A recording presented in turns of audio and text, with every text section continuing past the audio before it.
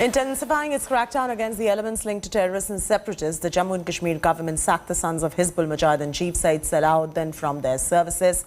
Salahuddin's sons, Saeed Ahmad Shakil and Shahid Yusuf, were sacked over the charges of raising, receiving, collecting and transferring funds through Hawala transaction for terror activities of Hizbul Mujahideen. Salahuddin's sons, 9 other government employees have also been sacked, that include 2 Jammu and Kashmir policemen for their alleged involvement in terror and anti-national activities. The employees have been sacked on the recommendations of a designated committee for scrutinizing the union territory.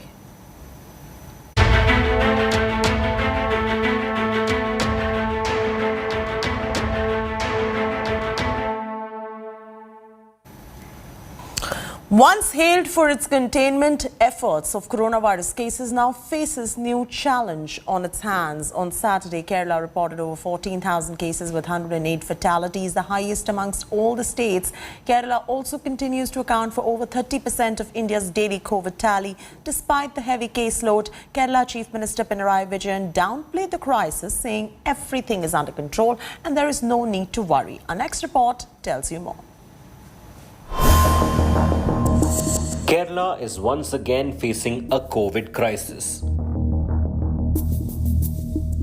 On Saturday, the state registered 14,087 cases and 108 fatalities, the highest the country, contributing to over 30% of the active caseload in India. But CM Pinarayi Vijayan sought to allay fears amid the surge in cases. കേരളത്തിൽ എന്തുകൊണ്ടാണ് രോഗികളുടെ എണ്ണത്തിൽ കുറവ് വരാത്തതെന്ന് പലരും ആശങ്കപ്പെടുന്നുണ്ട്. പൊതുജനാരോഗ്യ തത്വങ്ങളനുസരിച്ച് പരിശോധിച്ചാൽ ഇതിൽ അത്ഭുതപ്പെടേണ്ടതില്ല. അമിതമായി ഭയപ്പെടേണ്ടതില്ലെന്നും കാര്യങ്ങൾ നിയന്ത്രണത്തിലാണെന്നും ആത്മവിശ്വാസത്തോടെ നമുക്ക് പറയാൻ കഴിയും. Kerala's Health Minister Veena George also showed confidence in the state's health infrastructure. We have always tried to keep the positive cases below the medical capacity threshold, and also we have in Kerala more number of susceptible persons, so there are high chances that more people will be getting infected these days, but we are trying our best and our preventive measures are quite we have proved that our system is quite successful. Despite these assurances, the reality on the ground is worrisome. Malappuram, Thrissur, Kozhikode, Ernakulam, Kollam and Palakkad remain the worst affected districts in Kerala, reporting over 1,000 cases in a day. Positivity rate is over 10% in the state, which means 10 out of 100 people who are getting tested for COVID-19 are turning out to be positive, while the average positivity rate of the country is over 2%. The population of Kerala, you cannot compare with many other states, and you can call it a mini Dharavi. The entire Kerala can be called as a mini Dharavi, and we have very high population, and also the people traveling. The mobility of the people is very high. It's across the borders, and also inside the state. Also, the mobility of the people it's very high. Once hailed for its containment efforts of coronavirus cases, Kerala has now a new challenge on its hands as the threat of a third wave looms large. With Gopi Krishnan Unnithan, Bureau Report, India Today. Even as the cases spike in Kerala, the Sabrimala temple is going to be opening for devotees for monthly puja. The famous Ayyappa temple, Sabrimala, is all set to welcome devotees, but with strict COVID protocols in place.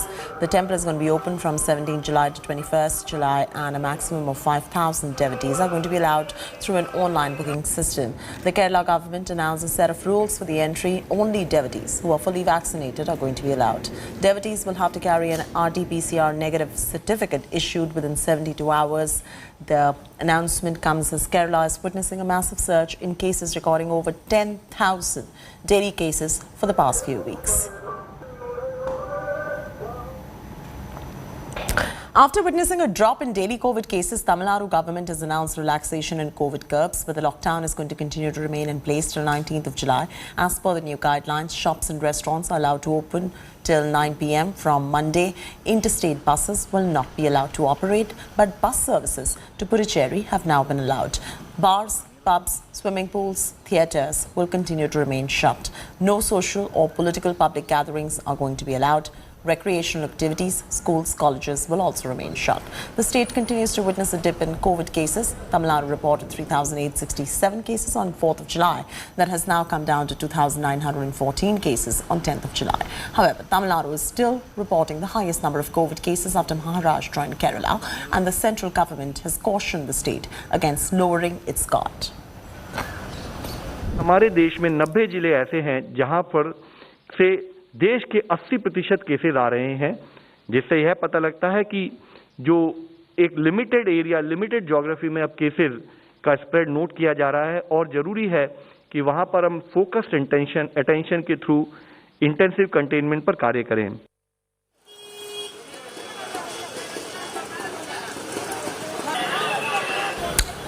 Daily cases in India are declining, but Maharashtra continues to be amongst the worst hit states. Cases are still on the rise in Maharashtra in several districts, and contact tracing has been attributed as a key factor in high positivity rate in parts of the state. Here is a report. Maharashtra is not going to ease restrictions in the state anytime soon. On the contrary, there is every possibility that the areas recording high cases may witness tightening of rules. Mumbai, Thane, Pune, Sangli, Kolhapur, Satara still have high active cases. If you feel that people have learned their lessons from the first and second wave, then take a look at the crowd here. These are images from Kolhapur district of Maharashtra. Hundreds have gathered for COVID jabs. COVID protocols have gone for a toss. People fear that if they miss their turn, they might not get the vaccine at all. Kolhapur is one of the districts witnessing surge in cases. Similar scary images from Sangli district of Maharashtra. Mad rush for vaccine and shortage of supply has affected the steep goals set by centre. Markets remain crowded, forcing police to take action. Maharashtra is still recording around 10,000 daily COVID cases. COVID graph is yet to show a deep decline. Experts claim that less contact tracing is one of the prime reasons for high positivity rate in areas like Sangli, Kolhapur, Satara and others. COVID task force member Rahul Pandit expresses his displeasure at the current contact tracing rate in many districts. Districts which are not able to maintain a high contact tracing ratio, particularly if it is lower than 1:10, then definitely they see a rise in their active cases as well as the test positivity rate goes up as well. Maharashtra has become the first state to cross 3.5 crore vaccine dose milestone. Even as it prepares for the third wave, rising cases in certain districts remain a big concern. While the state government and the COVID task force has said that 1:20 or 1:30 should be the ratio of contact tracing, in many districts the count has come down to 1:10. The need of the hour is that all the districts strictly follow the rules and regulations that have been proposed by the COVID task force. With camera person Samir Shanbag, this is Pankaj Upadhyay in Mumbai, reporting for India Today. And trouble mounts for Maharashtra Deputy Chief Minister Ajit Pawar in the cooperative bank scam. The Enforcement Directorate has issued notices to 4 cooperative banks. The notices have been served to Satara District Cooperative Bank, Pune District Cooperative Bank, Sindhudurg District Cooperative Bank. According to ED, Ajit Pawar was the director of Pune District Cooperative Bank. Earlier this month, the ED had attached a sugar mill worth 66.75 crore rupees under the Prevention of Money Laundering Act in connection with the Maharashtra State Cooperative Bank scam. The ED stated stated that the mill linked to the Maharashtra Deputy Chief Minister Ajit Pawar and his wife Sunitra were directly involved in the case. But Ajit Pawar had denied getting any notice from the ED and also refuted the attachment with Jarendeshwar sugar mill.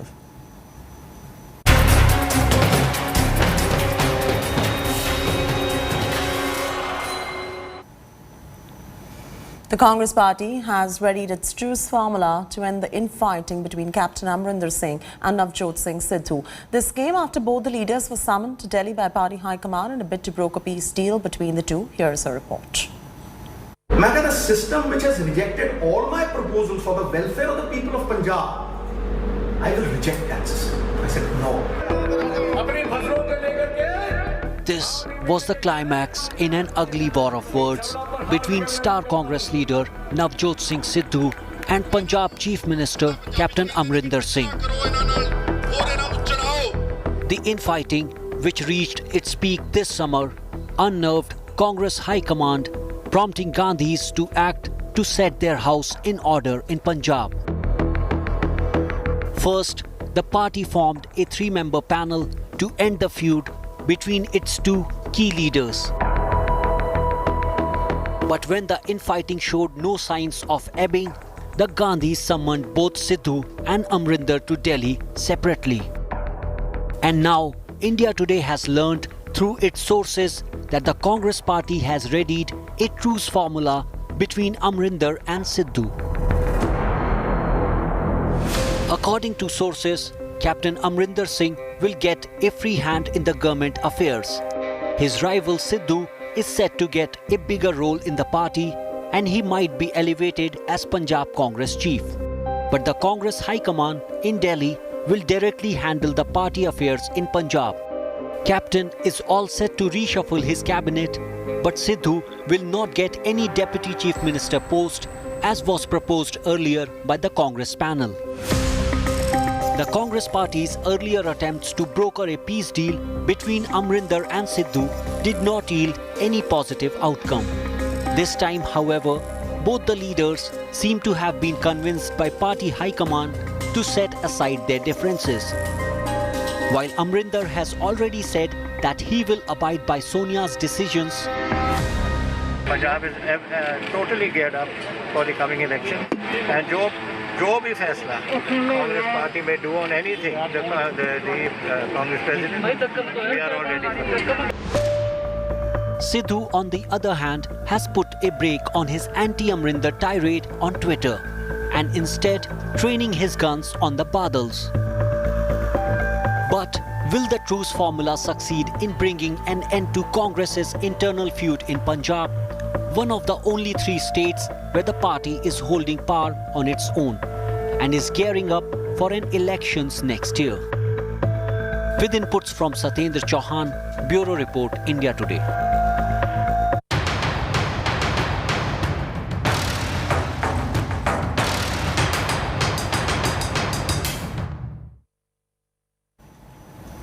India Today accesses fugitive diamond tyre Mehul Choksi's medical reports. His reports suggest that he is suffering from multiple comorbidities like hypertension and diabetes. It also talks about electric shocks and alleged use of force on Choksi. Recommends review from a neurosurgeon. These are the reports filed by Choksi in Dominican High Court seeking early hearing on his bail plea. The fugitive claimed that his situation is worsening and he is not in a condition to wait till next hearing scheduled for 26th of July. Choksi wants to consult his neurosurgeon in Antigua and the United States. Choksi is currently in a Dominican jail in a case of illegal entry. Famous YouTuber Carl Rock, with over 18 lakh subscribers, has been blacklisted from entering India. Ministry of Home Affairs has said that he was blacklisted for violating various visa norms. The vlogger's wife has moved Delhi High Court against the blacklisting of husband's visa. Our next report has more on this story. I guess that's for waterproofing or something. He has over 1.8 million subscribers on YouTube. Living in these stunning hills. And millions of views on his videos on the social media platform. But popular YouTuber Carl Rock now stands barred from India for 1 year and his visa has been cancelled. He claims that the government denied him entry without specifying any reasons. We've written multiple emails to the Home Ministry. No reply, no reply. My wife turned up at the Home Ministry's doorstep in Delhi. No help. Before somebody is blacklisted, they're meant to be given a right of reply and time to reply. I wasn't. The vlogger was blocked for violating multiple visa norms. Government says Carl was also found to be doing business on a tourist visa and therefore his visa was cancelled. Carl's wife has now moved Delhi High Court alleging illegal action by the centre. The couple has also alleged that the government is preventing Carl from coming back to India to meet his wife and family. In an emotional tweet, the popular YouTuber called Delhi his home. Over 1 lakh people have now signed an online petition extending support to Carl, urging that he be allowed to reunite with his family again. Bureau Report, India Today.